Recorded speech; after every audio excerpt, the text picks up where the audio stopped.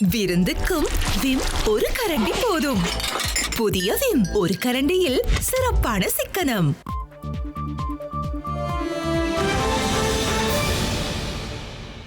வணக்கம், இது ஐபிசி தமிழின் இரவு நேர பிரதான செய்திகள். முதலில் தலைப்புச் செய்திகள்.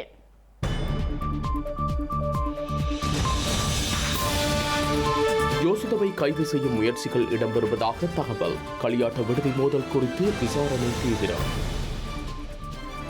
ரணிலின் குடியுரிமையை பறிக்க முடியாது, ஸ்ரீலங்கா அரசு தரப்பு நாடாளுமன்ற உறுப்பினர் வெளியிட்ட தகவல்.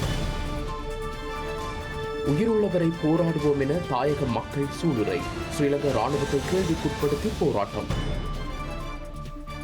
பாதாள உலக குழுவினருக்கு மறுமலர்ச்சி கொடுத்த ஏபிபி அரசு, பாட்டாளி மக்களின் பிரதிநிதிகளா என சஜித் கேள்வி. புதிய நெருக்கடியை எதிர்கொள்ள தயாராகும் அணுகு அரசு, பணிகளில் இருந்து விலக பல்வேறு தொழிற்சங்கங்கள் தீர்மானம். மருத்துவமனையில் இருந்து வெளியேறும் பாப்பரசர், சிகிச்சைகள் தொடரும் என வத்திக்கான் அறிவிப்பு.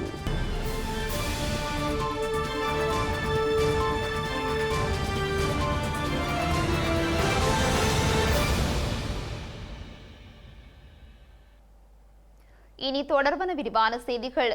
ஸ்ரீலங்கா ராணுவத்திடம் ஒப்படைக்கப்பட்டு தமது பிள்ளைகளை தாம் இறப்பதற்குள் காண வேண்டும் என வலிந்து காணாமல் ஆக்கப்பட்டவர்களின் உறவுகள் சங்கத்தினர் கோரிக்கை விடுத்துள்ளனர். தமது உயிர் மண்ணில் இருக்கும் வரை போராட்டம் தொடரும் எனவும் அவர்கள் வலியுறுத்தியுள்ளனர். யாழ் மாவட்ட வலிந்து காணாமல் ஆக்கப்பட்டவர்களின் உறவினர்கள் சங்கத்தினர் இன்று முற்பகல் கவரியேற்பு போராட்டம் ஒன்றினை முன்னெடுத்தனர். நல்லூர் நெல்லை திருஞான சம்பந்தர் ஆதீனத்திற்கு முன்பாக இந்த போராட்டம் முன்னெடுக்கப்பட்டது. கொடுப்பனவை கொடுப்போம் என சொல்வது கொலையை மறைக்கவே, சர்வதேச நீதி கிடைக்குமா உள்ளிட்ட வாசகங்கள் எழுதப்பட்ட பதாகைகளை ஏந்திய வண்ணம் போராட்டக்காரர்கள் போராட்டத்தில் ஈடுபட்டுள்ளனர். வரவும் எல்லாரிடமும் நாங்கள் கடிதங்கள் கொடுத்து தேடிக்கொண்டிருக்கிறோம். இதுவரையிலும் எங்களுக்கு ஒரு பதிலும் இல்லை. இப்ப எங்களுக்கு சர்வதேசம் எங்களுக்கு ஒரு பதில் சொல்ல வேணும் கட்டாயமாக. ஏனென்று சொன்னால் இதுவரையும் எங்களோட சேர்ந்து ஒரு வீதியில 2 முறை பயணித்த அம்மாக்கள் நிறைய பேர் எங்களோட இழந்து போனோம் அம்மாக்களை. அதே நேரம் இப்பவும் கன அம்மாக்கள் ஏழாத நிலைமையில ஒளிமி நடக்க இல்லாம இருக்கிறோம். அவைகள்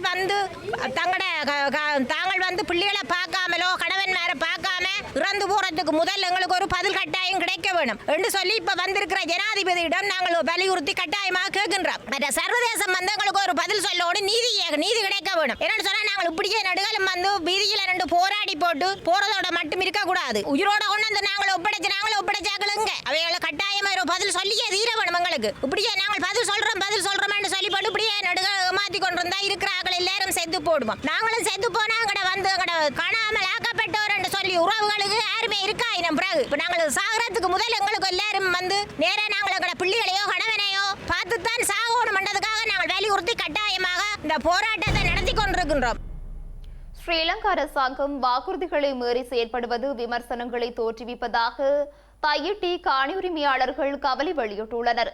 திசவிகாரை பகுதியில் கள ஆய்வுகளை மேற்கொண்டு பிரச்சனையை நிவர்த்தி செய்யப்படும் என்று பௌத்த சாசன அமைச்சு அண்மையில் தெரிவித்திருந்த போதும் அங்கு அமைக்கப்பட்டுள்ள மற்றைய சட்டவிரோத கட்டடம் இன்று திறந்து வைக்கப்பட்டுள்ளமை பெரும் அதிருப்தியை ஏற்படுத்தியுள்ளதாகவும் அவர்கள் குற்றம் சுமத்தியுள்ளனர். பல்வேறு சர்ச்சைகளை தோற்றுவித்திருந்த தையிட்டி திசவிகாரை பகுதியில் ராணுவத்தின் முழு பயிற்சியுடனும் மற்றொரு சட்டவிரோத கட்டடம் இன்று காலை திறந்து வைக்கப்பட்டுள்ளது. இதற்கு எதிர்ப்பு தெரிவித்து தையிட்டி காணி உரிமையாளர்கள், அரசியல் தரப்புகள், பொதுமக்கள் போராட்டத்தில் ஈடுபட்டனர். இதன்போது காவல்துறையினர் குவிக்கப்பட்டு பாதுகாப்பு பலப்படுத்தப்பட்டிருந்தது. ஜனாதிபதி செயலகம் பிரதமர் செயலகத்திலிருந்து தடுத்து நிறுத்த சொல்லி இந்த கட்டடத்தை தற்காலிகமாக நிறுத்தி அதுக்குரிய ஆய்வு அறிக்கையை சமர்ப்பிக்க சொல்லி அங்கிருந்து அறிக்கை வந்ததை கூட பொருட்படுத்தாம ராணுவத்தின் அனுமதியோட ராணுவத்தின் பங்களிப்போட இந்த வேலையை கட்டி மேலும் கட்டிடங்களை கட்டி கொண்டு போறது ஒரு கீழ்த்தரமான செயல் என்றதை நான் கூறிக்கொண்டு மற்றது இதுக்குரிய நடவடிக்கைகள் எங்களுக்கு ஒரு திருப்திகரமாகவே சொன்னது. இது 2-3 மாதங்கள் டைம் தாங்கும். நாங்கள் ஆட்சிக்கு இவ்வளவு காலம் தானே ஆகுது சொல்லி மறுபடியும் ஆட்சிக்கு வந்தது இவ்வளவு காலம் என்று சொல்லிக்கொண்டு இருக்கிற மொழி இந்த காலத்தில் நிறைவேற்றப்பட வேண்டிய இதுகளை தவறப்பட்டு கொண்டு அவைகளும் ஒரு இக்கட்டான நிலைக்கு உள்வாங்கப்பட்டு எங்களையும் ஒரு இக்கட்டான நிலைக்கு ஏற்படுத்தியிருக்கோம்ன்றதுதான் ஒரு உங்களை அழைத்து பேசி 3 நாட்களுக்குள்ளேயே புதிய கட்டணம் திறந்து வைக்கப்பட்டிருக்கு. தொடர்ச்சியாக நீங்கள் பேச்சுவார்த்தையில் பங்கு வைத்தீங்க அரசாங்கத்தில். இல்லை அவங்கள ஒரு சுமூகமான முறையில் எங்களுக்கு இது இல்லாமல் ஒரு நம்பிக்கையான இதை வெளிப்படுத்தணும். நம்பிக்கையான ஒரு இதுகள் தீர்மானம் எடுக்காமல் நாங்கள் தொடர்ச்சியாக கதைக்கணும்ன்றது வந்து போராட்டங்களை தடுக்கிறதுக்கும் வேற எலெக்ஷன்களில் வேற சரிவுகளை ஏற்படுத்துறதுக்கும் தான் இதாண்டின வழியே நம்பிக்கையான இது வரும் பட்சத்தில் நாங்கள் அதையோட கதைக்கிற சம்பவம்.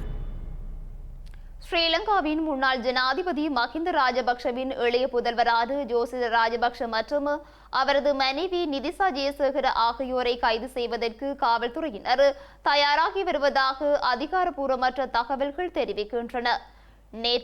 நேற்று முன்தினம் கொழும்பு 2 உள்ள இரவு நேர களியாட்ட விடுதியில் இடம்பெற்ற மோதல் தொடர்பான விசாரணையின் ஒரு பகுதியாக இந்த கைதுகள் இடம்பெறவுள்ளதாக கூறப்படுகின்றது. இந்த நிலையில் இந்த மோதல் சம்பவம் தொடர்பான சிசிடிவி காணொளியும் வெளியாகியுள்ள நிலையில் அதனை அடிப்படையாக வைத்து மேலதிக விசாரணைகள் முன்னெடுக்கப்பட்டுள்ளன.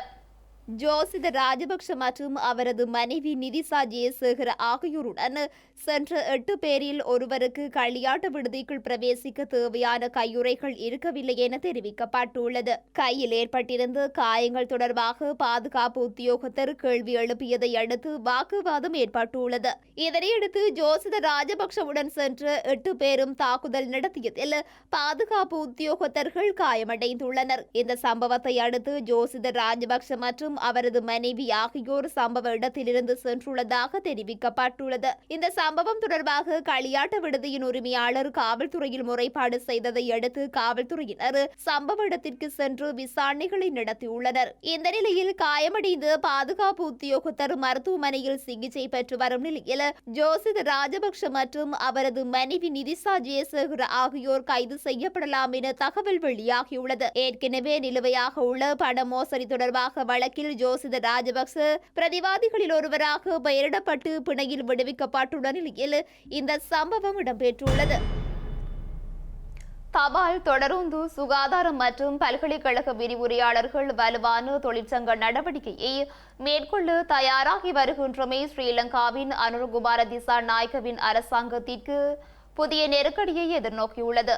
மேலதிக நேர கொடுப்பனவுகள், விடுமுறை கொடுப்பனவுகள் மற்றும் பதவி உயர்வு குறைப்புகளுக்கு எதிராக இந்த தொழிற்சங்க நடவடிக்கை முன்னெடுக்கப்படவுள்ளது. தொழிற்சங்க தலைவர்களுக்கும் அந்த துறைகளை சேர்ந்த பிரதிநிதிகளுக்கும் இடையே நடந்த நீண்ட கலந்துரையாடலின் போது தொழிற்சங்க நடவடிக்கை முன்னெடுக்க தீர்மானிக்கப்பட்டுள்ளது. இந்த ஆண்டு வரவு செலவு திட்ட முன்மொழிவுகள் மூலம் சில சம்பள உயர்வுகள் மேற்கொள்ளப்பட்டாலும் மாத சம்பளமானது குறைவடைந்துள்ளதாக தொழிற்சங்கங்கள் சுட்டிக்காட்டுகின்றன. இந்த விடயம் தொடர்பாக அரசாங்கத்துடன் பல சுற்று பேச்சுவார்த்தைகள் நடத்தப்பட்ட போதிலும் எந்த பலனும் கிடைக்கவில்லை என அவர்கள் குறிப்பிடுகின்றனர். ஆகவே எதிர்காலத்தில் அனைத்து தொழிற்சங்கங்களையும் ஒன்றிணைத்து வலுவான தொழில்துறை நடவடிக்கை எடுக்க முடிவு செய்துள்ளதாக அவர்கள் தெரிவித்துள்ளனர். தொழிற்சங்கங்கள் சுட்டிக்காட்டுவது போன்று சர்வதேச நாணய நிதியத்தின் இலக்குகளை அடைவதற்காக வழிமுறைகளில் ஒரு பகுதியாக சம்பளம் குறைக்கப்படுவதாக சுட்டிக்காட்டப்பட்டுள்ளது. சர்வதேச நாணய நிதியத்தின் இறுதி இலக்கு தபால் சேவைகள், தொடருந்து மற்றும் சுகாதாரம் உள்ளிட்ட பல துறைகளின் ஒரு பகுதியை தனியார்மயமாக்குவதாகும் என தொழிற்சங்கங்கள் சார்பாக கருத்து வெளியிட்டு சுகாதார நிபுணர் கூட்டமைப்பின் தலைவர் ரவி குமுதே சுட்டிக்காட்டியுள்ளார். இந்த இலக்கை அடையவே இந்த சம்பள குறைப்புகள் செய்யப்படுவதாகவும் தொழிற்சங்க தலைவர் குற்றம் சாட்டியுள்ளார். ஸ்ரீலங்காவின் முன்னாள் ஜனாதிபதி ரணில் விக்ரமசிங்கவின் குடிசார் உரிமைகளை பறிக்கும் அதிகாரம் பட்டளந்து ஆணைக்குழுவிற்கு இல்லை என தேசிய மக்கள் சக்தியின் கொழும்பு மாவட்ட நாடாளுமன்ற உறுப்பினர் லக்ஷ்மன் நிபுணராஜி தெரிவித்துள்ளார். முன்னணி தனியார் ஊடகத்தின் தொலைக்காட்சி நேர்காணலில் பங்கேற்று கருத்து வெளியிட்ட போதே அவர் இவ்வாறு குறிப்பிட்டுள்ளார். 1948ஆம் ஆண்டு சட்டத்தின் கீழ் இந்த ஆணைக்குழு நிறுவப்பட்டதாகவும் அந்த சட்டத்தின் கீழ் நிறுவப்படும் ஆணைக்குழுக்களுக்கு குடியியல் உரிமையை பறிக்கும் அதிகாரம் இல்லை எனவும் லக்ஷ்மன் நிபுணராஜி சுட்டிக்காட்டியுள்ளார். 1972ஆம் ஆண்டு சட்டத்தின் கீழ் ஆணைக்குழு நிறுவப்பட்டிருந்தால் நாடாளுமன்றத்தின் 2/3 பெரும்பான்மையுடன் முன்னாள் ஜனாதிபதி ரணில் விக்ரமசிங்கவின் குடியியல் உரிமைகளை பறித்திருக்க முடியும் என்றும் அவர் மேலும் கூறியுள்ளார். பொதுமக்கள் எதிர்பார்த்த மறுமலர்ச்சி குறித்து கரிசனை காட்டப்படாத நிலையில் பாதாள உலகத்திற்கு புதிய மறுமலர்ச்சி யுகம் திசை காட்டிய அரசாங்கத்தினால் உதயமாகியுள்ளதாக ஸ்ரீலங்காவின் எதிர்க்கட்சி தலைவர் சஜித் பிரேமதாச விமர்சித்துள்ளார். எதிர்வரும் உள்ளூராட்சி மன்ற தேர்தலை இலக்காக கொண்டு ஐக்கிய மக்கள் சக்தியின் கம்பகா மாவட்ட வேட்பாளர்களுடன் இன்று இடம்பெற்ற சந்திப்பில் கலந்து கொண்டு உரையாற்றும் போதே அவர் இதனை குறிப்பிட்டுள்ளார். வேறு வடிவிலான பாதாள உலக நடவடிக்கைகள் தலை தூக்க தற்போதைய அரசாங்கம் இடமளித்துள்ளது என எதிர்க்கட்சித் தலைவர் சஜித் பிரேமதாச விமர்சித்துள்ளார். பாதாள உலகத்தின் வேர்களே துப்பாக்கிதாரிகள் கடத்தல் கலாச்சாரத்தை, கொலை கலாச்சாரத்தை, மர்மமான முறையில் முன்னெடுத்து செல்லும் கலாச்சாரத்தை மக்கள் விடுதலை முன்னணியின் தேசபக்தி இயக்கம்தான் நாட்டிற்கு அறிமுகப்படுத்தியது எனவும் அவர் குறிப்பிட்டுள்ளார். மக்கள் விடுதலை முன்னணியினர் தான் துப்பாக்கி அரசியலை, துப்பாக்கி வன்முறை கலாச்சாரத்தை நாட்டிற்கு அறிமுகப்படுத்தினார். இதனை நாட்டு மக்கள் ஒருபோதும் மறந்துவிட மாட்டார்கள் எனவும் அவர் குறிப்பிட்டுள்ளார். நாட்டை ஆளும் மக்கள் விடுதலை முன்னணியினர் வரலாறு முழுவதும் பாட்டாளி வர்க்கத்தையே பிரதித்துவப்படுத்தி வந்த போதிலும் அவர்களால் முதலாளித்துவ அரசாங்கங்கள் வழங்கிய நன்மைகளை கூட மக்களுக்கு செய்ய முடியாது போயுள்ளது எனவும் அவர் சாடியுள்ளார். நாட்டை அளித்தது முதலாளித்துவ வர்க்கமே என்றும் இவர்கள் தொடர்ச்சியாக கூறி வந்த நிலையில், ஆனால் முதலாளித்துவ வர்க்கம் என்று சொல்லப்பட்ட அரசாங்கங்கள் மக்களுக்கு நல்லதையே செய்துள்ளன எனவும் அவர் குறிப்பிட்டுள்ளார். அவ்வாறு செய்த நலனவற்றை கூட இவர்கள் குறை கூறி திரிகின்றார்கள் எனவும், தெளிவான அதிகாரம் கிடைத்தும் இன்று நியாயமான விலையில் அரிசியை பெற்றுக் கொடுக்கும் போது உழைக்கும் வகுப்பினரை பிரதித்துவப்படுத்தும் திசைகாட்டி அரசு 100 ரூபாய்க்கு மேலான விலையில் இன்று அரிசியை விற்பனை செய்து வருகின்றது எனவும் அவர் குறிப்பிட்டுள்ளார். நாட்டை அளித்ததாக சொல்லப்படும் அரசாங்கங்கள் நியாயமான விலையில் தேங்காயை விற்கும் போது உழைக்கும் வகுப்பினரை பிரதித்துவப்படுத்துவதாக சொல்லப்படும் திசைகாட்டி என்று 100 ரூபாய்க்கும் அதிகமான விலையில் தேங்காயை விற்பனை செய்து வருகின்றது எனவும் அவர் குறிப்பிட்டுள்ளார். முதலாளித்துவ வர்க்க அரசாங்கங்கள் அவ்வப்போது உரிய நேரத்திற்கு உர மானியங்களை வழங்கி வந்தன எனவும், ஆனால் அறுவடை முடிந்ததுமே இந்த திசைகாட்டி அரசாங்கம் உர மானியத்தை வழங்கி வருகின்றது எனவும் அவர் குறிப்பிட்டுள்ளார். இந்த அரசாங்கத்தால் உரிய நேரத்திற்கு உரத்தை கூட வழங்க முடியாத நிலை ஏற்பட்டுள்ளது எனவும் எதிர்க்கட்சித் தலைவர் சஜித் பிரேமதாச தெரிவித்துள்ளார்.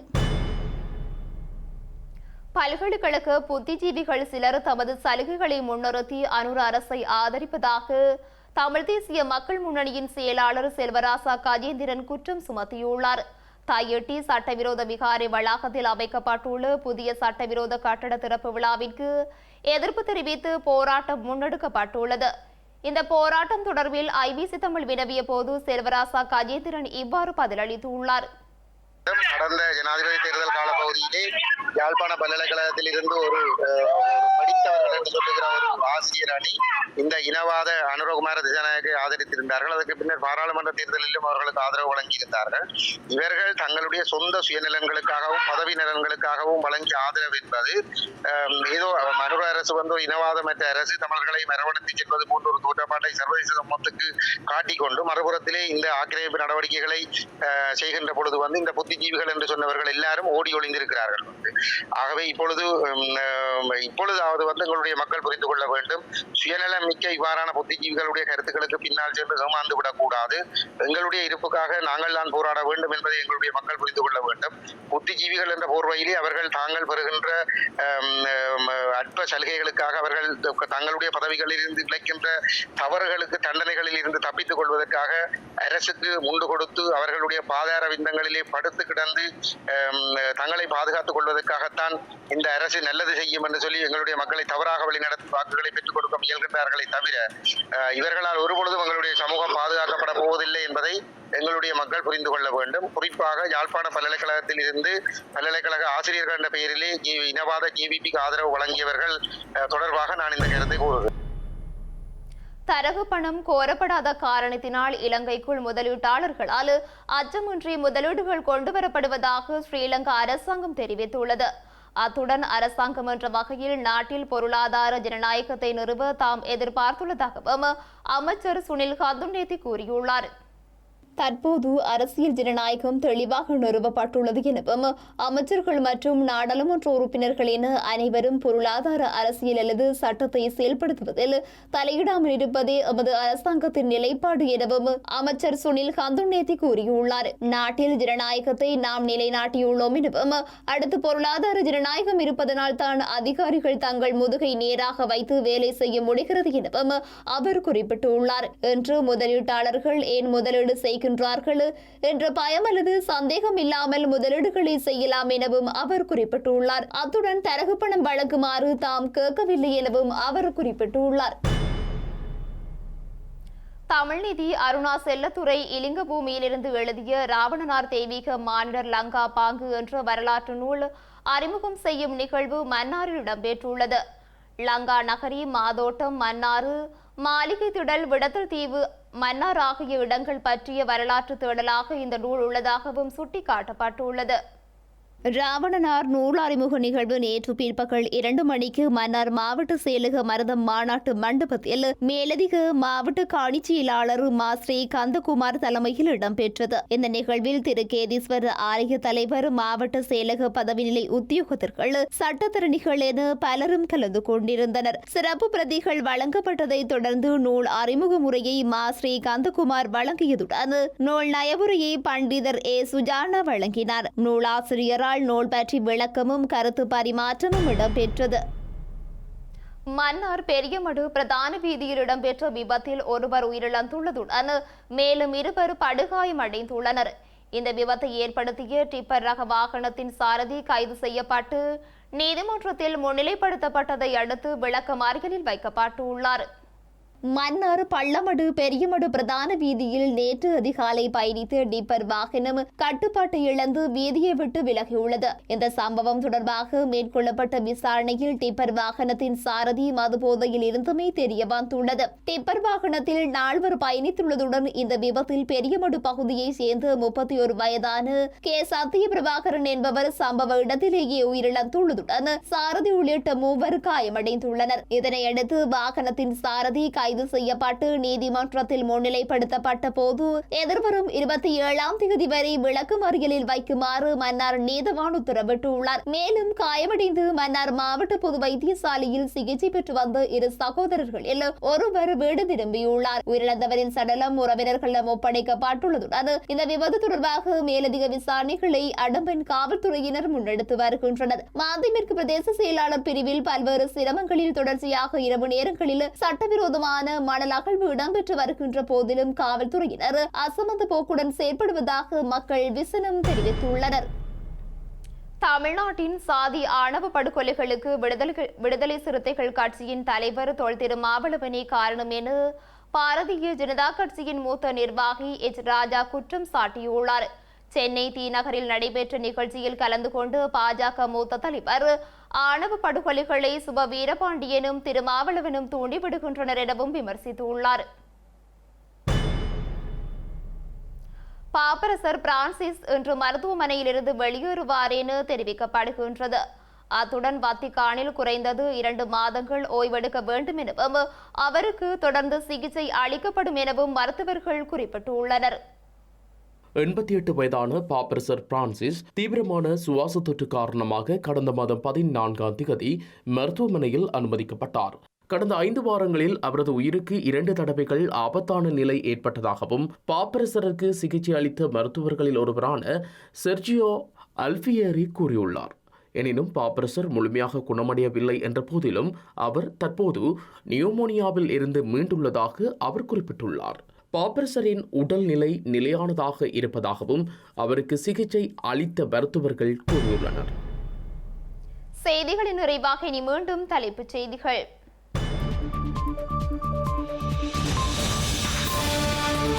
யோசுதவை கைது செய்யும் முயற்சிகள் இடம்பெறுவதாக தகவல். களியாட்ட விடுதி மோதல் குறித்து விசாரணை தீவிரம். ரணிலின் குடியுரிமையை பறிக்க முடியாது, ஸ்ரீலங்கா அரசு தரப்பு நாடாளுமன்ற உறுப்பினர் வெளியிட்ட தகவல். உயிருள்ளவரை போராடுவோம் என தாயக மக்கள் சூளுரை, ஸ்ரீலங்கா ராணுவத்தை கேள்விக்குட்படுத்தி போராட்டம். பாதாள உலக குழுவினருக்கு மறுமலர்ச்சி கொடுத்த ஜேவிபி அரசு, பாட்டாளி மக்களின் பிரதிநிதிகளா என சஜித் கேள்வி. புதிய நெருக்கடியை எதிர்கொள்ள தயாராகும் அனுர அரசு, பணிகளில் இருந்து விலக பல்வேறு தொழிற்சங்கங்கள் தீர்மானம். மருத்துவமனையிலிருந்து வெளியேறும் பாப்பரசர், சிகிச்சைகள் தொடரும் என வத்திக்கான் அறிவிப்பு.